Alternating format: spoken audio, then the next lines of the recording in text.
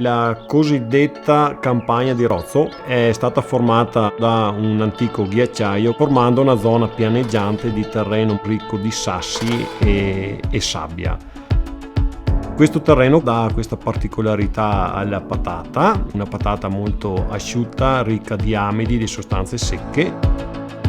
La conservazione viene effettuata come una volta e il nostro magazzino richiama le antiche cantine dove praticamente al fresco e all'oscuro la patata viene conservata naturalmente. La varietà Binti si ha già in partenza un risultato. In 1 chilo di patate schiacciate ci va un uovo, circa 2 etti di farina e si impastano le patate. Si fanno i bigoli grossi e così, e si tagliano a cubetti e poi io li passo nella grattugia per ricamarli.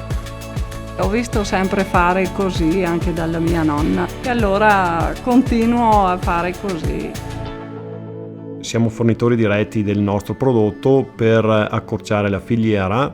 Il consumatore è riuscito a identificare la patata come una patata di vero pregio. È un merito anche ad Espar che riesce ancora a valorizzare i prodotti del territorio.